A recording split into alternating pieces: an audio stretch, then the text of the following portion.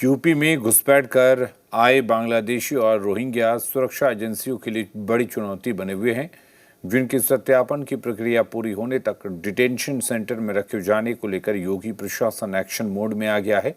इस बीच लखनऊ के डालीबाग में योगी प्रशासन की बड़ी कार्रवाई होने वाली है।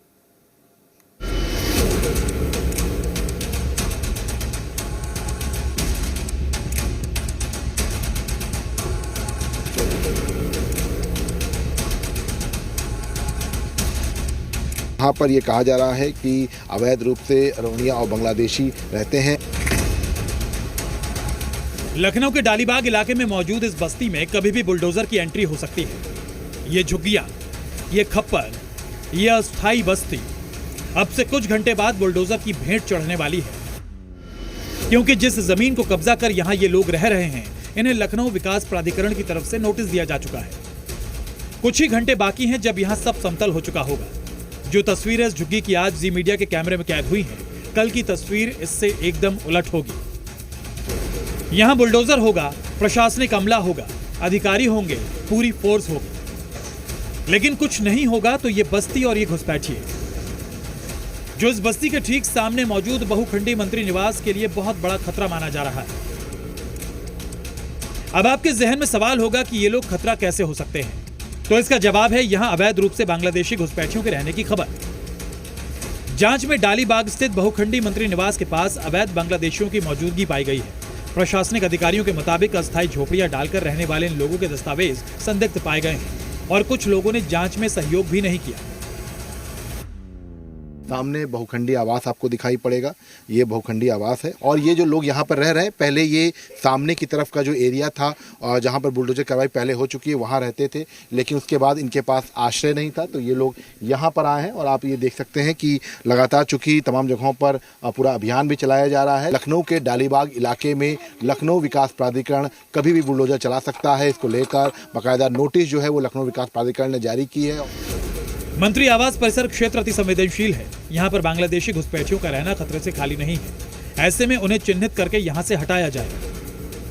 यहाँ पर ये कहा जा रहा है कि अवैध रूप से रोहिंग्या और बांग्लादेशी रहते हैं और सामने की तरफ आप देख सकते हैं कि बहुखंडी आवास है और यहीं पर तमाम जो विधायक और जो मंत्री हैं वो रहते हैं। ऐसे में सुरक्षा की दृष्टि से भी कई बार इसको लेकर लखनऊ नगर निगम कई बार पत्र लिख चुका है।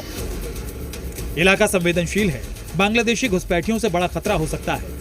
ऐसे में जी न्यूज की टीम वहां पहुंची, वहां रह रहे लोगों से बात की, जानने की कोशिश की कि आखिर असलियत क्या है। तो आप खुद ही सुन लीजिए कि ये लोग अपने बचाव में कैसे उतर आए। असम की रहने वाले हैं। अच्छा, गुवाहाटी असम। आधार कार्ड और है, सब कुछ है सर। हाँ? सब कुछ। हम तो सर यहाँ से बहुत दिन हो गया, कम 30-35 साल हो गए। मिलते हैं तो यहाँ पर रह रहे हैं। आप कब से रह रहे हैं? वो सामने था, वो उस तरफ भी था, उसमें कम से कम 12-13 साल वहाँ रहे। कहाँ के रहने वाले हैं आप? आसाम की। आसाम के हैं। सुना आपने कैसे ये खुद को असम का होने का दावा कर रहे हैं और बांग्लादेशी रोहिंग्या होने से साफ इनकार कर रहे हैं। सिर्फ इनकार ही नहीं कर रहे, खुद को सही साबित करने के लिए ये लोग जी न्यूज के कैमरे पर अपना आधार, पैन कार्ड और एनआरसी तक दिखाने लगे। ये आपका आधार कार्ड है? ये आधार कार्ड है, पैन कार्ड है। हाँ, वोटर कार्ड है आपका। नीचे क्या है? ये वोटर आईडी कार्ड है। हाँ, अच्छा। ये मेरा एनआरसी है। अच्छा, ये एनआरसी भी आपने करवा लिया है? करवा कैसे लिया सर? वहाँ हमारे बाप दादा परदादा सब हाँ मिल कैसे के पास हुए, जैसे हमारे दादा का, पिताजी का सबका बना हुआ, तो उनकी औलाद मैं हूँ, तो मेरे भी जाहिर सी बात है मैं भी इंडियन हूँ। लेकिन चोर की दाढ़ी में तिनका होता है। जब हम इन झुग्गियों में आगे बढ़े तो ये महिला मिली। हमने इनसे सवाल किए, लेकिन हर सवाल के जवाब में इन्होंने चुप्पी साध ली। लेकिन क्यों, खुद सुन लीजिए। कब आई थी यहाँ पर? कोई भाषा, हिंदी भाषा कोई हिंदी में। हिंदी नहीं आती है? कम आती है हिंदी? हाँ? हाँ। चोर की चोरी यहाँ पकड़ी गई। महिला को हिंदी नहीं आती थी, जो ये बताता है कि दाल में कहीं तो कुछ काला है, जो बहुखंडी मंत्री आवास पर कभी भी बड़ा खतरा साबित हो सकता है। इसलिए अब यहाँ कभी भी योगी का बुलडोजर आएगा और सब समतल कर जाएगा। विशाल रघुवंशी, लखनऊ, जी मीडिया।